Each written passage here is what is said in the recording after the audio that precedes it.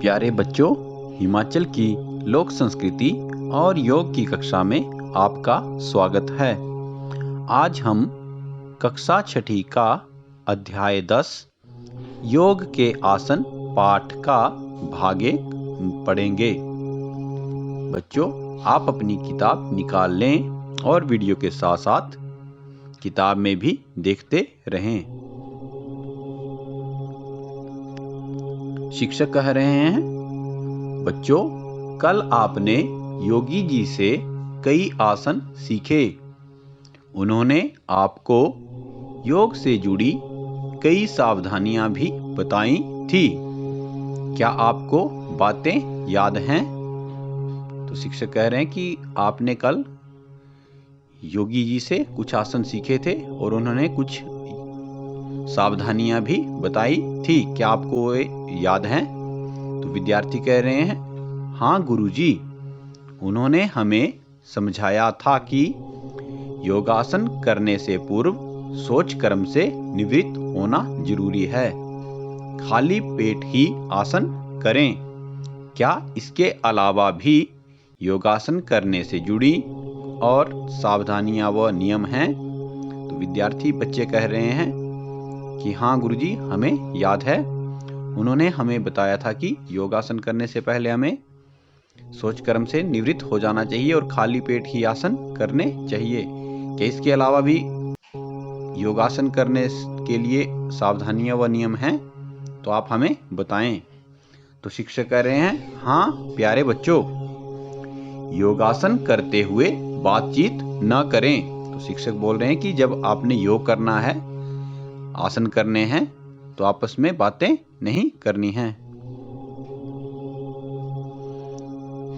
और नाक से ही सांस लें और छोड़ें। और नाक से ही सांस लेनी है और छोड़नी है। कोई भी आसन झटका देकर नहीं करना चाहिए। जब आसन करना है तो झटका नहीं देना है। शरीर में एकदम जल्दी से झटका देकर कोई भी आसन नहीं करना है, नहीं तो शरीर को नुकसान पहुंच सकता है। प्रयास करें कि हर आसन के पश्चात सब आसन भी किया जाए।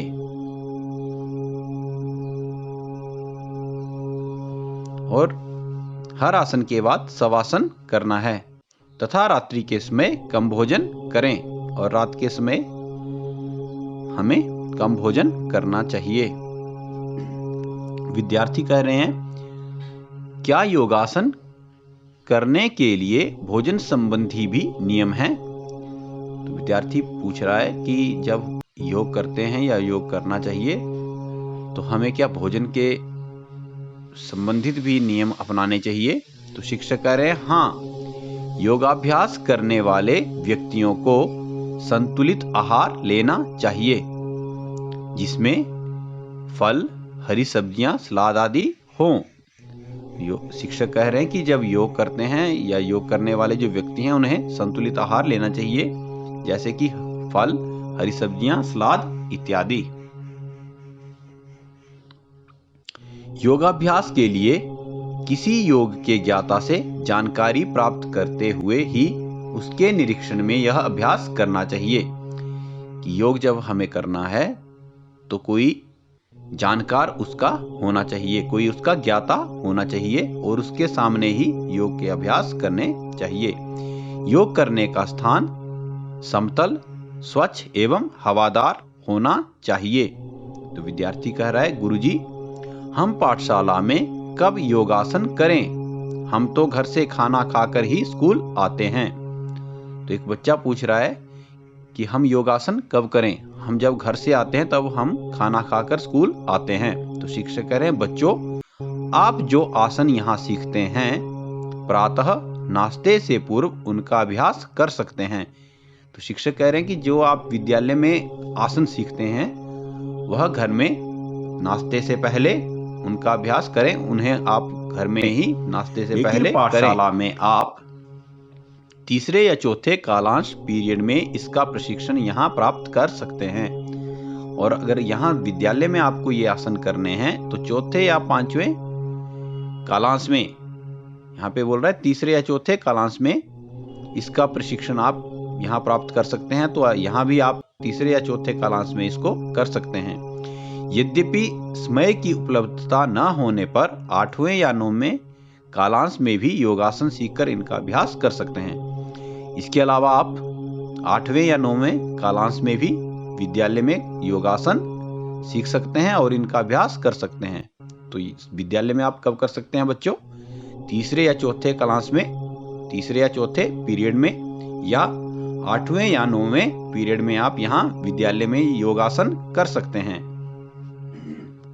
एक विद्यार्थी कह रहा है, मगर गुरुजी कल रात मेरी माँ बीमार थी, हम सारी रात अस्पताल में रहे, इस कारण मैं सो नहीं पाया।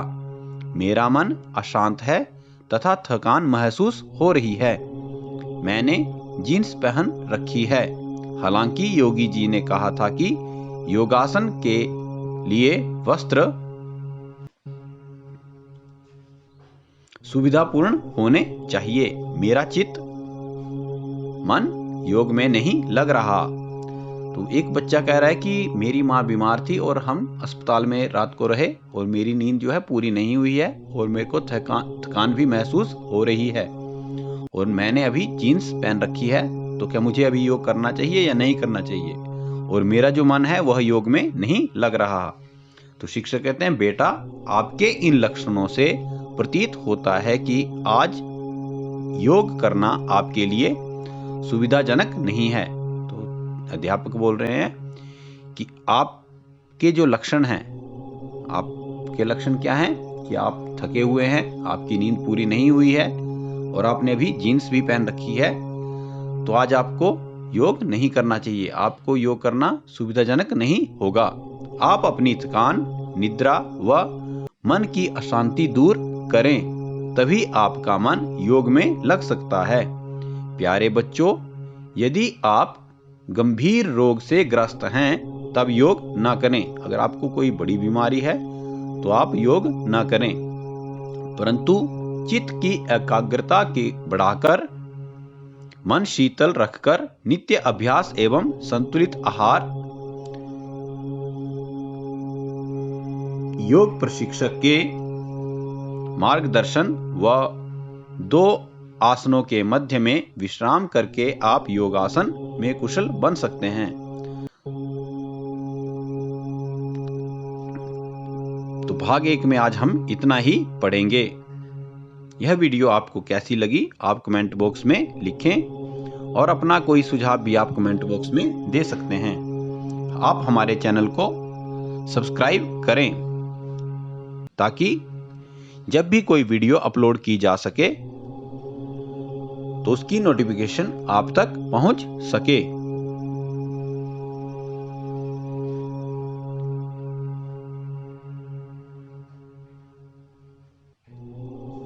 धन्यवाद।